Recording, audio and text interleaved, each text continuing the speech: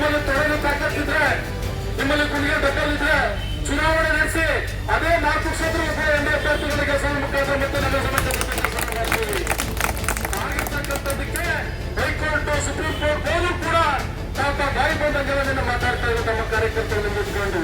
Supreme court ಎನ್ಕೋರ್ಟ್ ಕೊಡ್ತಾ ನಮ್ಗೆ ಯಾರು ಇಲ್ಲ ಅಂತಕ್ಕಂಥ ಮಾತನ್ನು ಹೇಳ್ತಾ ಇದ್ರಿ. ನಾವೇನಾದ್ರು ಕೂಡ ಅಂತಿಮವಾಗಿ ಸುಪ್ರೀಂ ಕೋರ್ಟ್ ಅಂತಿಮ ಇವತ್ತು ನೀವು ಮಾಡಿರ್ತಕ್ಕಂಥ 1 ವರ್ಷದ ಹೋರಾಟಕ್ಕೆ ನಮ್ಮ ಅಧಿಕಾರ ಇದೆ ಅಂತೇಳಿ ನನ್ನ ಮುಖ್ಯಮಂತ್ರಿ ಕಡೆಯಿಂದ ಆದೇಶ ಮಾಡ್ಕೊಂಡು ಕೆಲಸ ಮಾಡಿದ್ವಿ. ಬಟ್ ಸುಪ್ರೀಂ ಕೋರ್ಟ್ ಏನಂತ ಹೇಳ್ತೀವಿ, ಸುಮಾರು ಯಾಕೆ ಮನೆ ಕಳಿಸ್ತು, ಸಂವಿಧಾನದಲ್ಲಿ ಯಾವುದೇ ಕಾರ್ಯಕ್ರಮ 1 ಸತಿ ನಾಮಿನೆ ಮಾಡಿದ ಮತ್ತೆ ಚುನಾವಣೆ ಆದರೂ ಕೂಡ ಅದೇ ನಾಮಿನ ಸದಸ್ಯರನ್ನ ಯಾವುದೇ ಕಾರಣಕ್ಕೆ ಅವಶ್ಯಕತೆ ಇಲ್ಲ ಅಂತಕ್ಕಂಥ ಸುಪ್ರೀಂ ಕೋರ್ಟ್ ಹೇಳಿದ್ಮೇಲೆ ನಿಮ್ದೇ ತಕ್ಕ ಇರ್ತಕ್ಕಂಥ ಮಾತನ್ನು ಮಾತಾಡಬೇಕಾಗ್ತದೆ. ನಮ್ಮ ಕೊಡಿಸಿ ಮನೆ ಕೆಲಸ ಮಾಡ್ತೀನಿ ಅಂತಕ್ಕಂಥ ಮಾತನ್ನ ಶಾಸಕರಿಗೆ ಹೇಳಲಿಕ್ಕೆ ಬಯಸ್ತಾ ಇದ್ದಾರೆ. ಬಂಧುಗಳೇ, ಬರೀ ಮುಂಬರ್ತಕ್ಕಂಥ ಎಲ್ಲ ಚುನಾವಣೆಯಲ್ಲೂ ಕೂಡ ಎನ್ಡಿ ಕಾರ್ಯಕರ್ತ ಯಾವ ರೀತಿ ಕಟ್ಟಾಗಿದೆ ಅಂತಕ್ಕಂಥ ತಿಳಿಸ್ಕೊಡ್ತೀವಿ. ಇವತ್ತು ನಮ್ಮ ನಾಮಿನೇಷನ್ ಭಾರತ ಜನ ಇಲ್ಲಿಂದ ಹೋಗಿ ಸುಪ್ರೀಂ ಕೋರ್ಟ್ ಅವರು ಯಾವ್ಯಾವ ರೀತಿ ಕಷ್ಟಪಟ್ಟಿದ್ದೀರಿ, ಯಾವ್ಯಾವ ರೀತಿ ಅವರೇ ನಮ್ಗೆ ಗೊತ್ತಿಲ್ಲ ಅವ್ರು ಇಲಾಖೆ ಮಾಡ್ತಾರೆ, ಯಾವ ರೀತಿ ಸ್ಟೇ ತರ್ತಾರೆ ಅಂತೇಳಿ ಅವ್ರು ಕೊಟ್ಟಿರ್ತಕ್ಕಂಥ ಯಾಚನೆ ನಮಗೆ ಇವತ್ತು ನಮ್ಗೆ ಇಡೀ ತಾಲೂಕಲ್ಲಿ ಪಟಾಕಿ ಹೊಡೆಯಂತ ಆಗೋಲ್ಲ ಸಿಕ್ತು. ಅದಕ್ಕೆ ಒಳ್ಳೆ ತಂಡಗಳಲ್ಲೇ ಒಳ್ಳೆ ಮಾರ್ಗದಲ್ಲೇ ಯಾರು ನಮ್ಮನ್ನೇನು ಮಾಡ್ಲಿಕ್ಕೆ ಆಗಲ್ಲ ಅಂತಕ್ಕಂಥದ್ದನ್ನ ತೋರಿಸ್ಕೊಟ್ಟಂತರು ನಮ್ಮ ನಗರಸಭಾ ಸದಸ್ಯರು. ಇವತ್ತು ಎಲ್ಲ ಅಧಿಕಾರ ನಮ್ಮಲ್ಲಿತ್ತು, ನಮ್ಮನ್ನು ಕರ್ಕೊಂಡು ಗೊಂದಲ ಸೃಷ್ಟಿ ಮಾಡಿ ಅದೇನು ನಾವಿಟ್ಟು ಜಾರಿ ಮಾಡಿಸಿರ್ತಕ್ಕಂಥದ್ದನ್ನ ಕೋರ್ಟ್ಗೆ ಹೋಗಿ ನಮ್ಮ ನಗರಸಭಾ ನಾಮಿನಿ ಸದಸ್ಯರುಗಳ ಕೋರ್ಟ್ಗೆ ಹೋಗಿ ಇವತ್ತೇನ ತಕರಾರು ಮಾಡಿದ್ರೆ ಇವತ್ತು ನಗರಸಭೆ ನೀವು ಕೇಳಿರ್ತಿರಲಿಲ್ಲ, ಎನ್ಡಿ ಕೇಳಿತ್ತು ಅಂತಕ್ಕಂಥ ಮಾತನ್ನು ಕೂಡ ನಾನು ಈ ಕ್ಷೇತ್ರದ ಶಾಸಕರಿಗೆ ಹೇಳಿಕೆ ಬಯಸ್ತಾ ಇದ್ದೀನಿ. ಬಂಧುಗಳು, ಆ ಕಾರಣ ಪಕ್ಷದಿಂದ ಆರಿಸಬೇಕಂತದ್ದು ಇವತ್ತು ಒಬ್ಬ ಅಧ್ಯಕ್ಷ ನಮ್ಮದೇ ಪಕ್ಷದ ಅಧ್ಯಕ್ಷರಿದ್ದಾರೆ. ಮತ್ತು ಕಾಂಗ್ರೆಸ್ನವರಿಗೆ MLA ಅವರಿಗೆ ಇದು ತಿಳುವಳಿಕೆ ಬರಬೇಕಿತ್ತು, ಬಂದಿಲ್ಲ.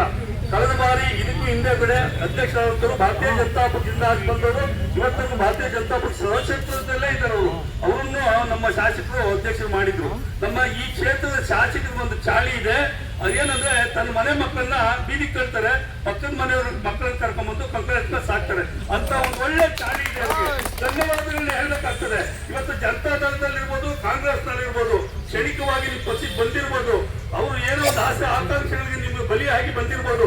ಆದ್ರೆ ಮೂಲತಃ ಯಾವ ಪಕ್ಷದ ಬಂದಂತ ಯೋಚನೆ ಮಾಡಿ ಬರುವಂತ ದಿನಗಳಲ್ಲಿ ಎಲ್ಲ ಇವತ್ತೇನ್ ಕರ್ಕೊಂಡಿದ್ದೀರಿ ಅವರೆಲ್ಲ ತನ್ನ ಮೂಲ ಪಕ್ಷಕ್ಕೆ ತಾಯಿ ಮನೆಗೆ ಹೋಗುವಂತ ಒಂದು ಕೆಲಸವನ್ನ ಮಾಡ್ತಾರೆ. ಶಾಸಕರೇ, ದಯವಿಟ್ಟು ನಿಮ್ಮ ಮನೆ ಮಕ್ಕಳನ್ನ ಬೀದಿಗೆ ಹಾಕಿದ್ದೀರಿ, ಅದು ಅವ್ರು ತಿಳ್ಕೊಬೇಕಂತ ಆ ಪಕ್ಷದ ಕಾರ್ಯಕರ್ತರು, ಪಕ್ಷದ ಮುಖಂಡರು ತಿಳ್ಕೊಬೇಕು.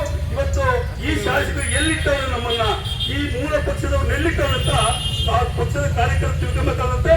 ಬರುವಂತ ದಿನಗಳಲ್ಲಿ ಆ ಕಾಂಗ್ರೆಸ್ ಅನ್ನ ನಿರ್ನಾಮ ಮಾಡುವಂತ ಒಂದು ಕೆಲಸವನ್ನ ಶಾಸಕರು ಮಾಡ್ತಾ ಇದ್ದಾರೆ. ಅವ್ರಿಗೆ ಧನ್ಯವಾದಗಳು ಹೇಳೋಣ. ಮತ್ತೆ ಈ ಶಾಸಕರು ಈ ಒಂದು ಆಸೆ ಆಕಾಂಕ್ಷೆಗಳ ಎಲ್ಲಿಂದ ಬರ್ತದೆ ದುಡ್ಡನ್ನ, ಲಕ್ಷಗಳನ್ನ ಅವ್ರು ಕೈ ಕೊಡ್ತಾರೆ, ಕರ್ಕೊಂಡು ಪಕ್ಷದಲ್ಲಿ ಇರ್ತಾರೆ. ಇಂಥ ಒಂದು ವ್ಯವಸ್ಥೆ ನಮ್ಮಲ್ಲಿ ಹದಗೆಟ್ಟಂತ ವ್ಯವಸ್ಥೆಯನ್ನ ನಿರ್ಮಾಣ ಮಾಡಿದಂತ ನಮ್ಮ ಈ ಶಾಸಕರು ಇಡೀ ನೆಲಮಂಗಲ ಇತಿಹಾಸದಲ್ಲಿ ಯಾರು ಈ ತರ ದ್ವೇಷದ ರಾಜಕಾರಣ ಮಾಡಿಲ್ಲ.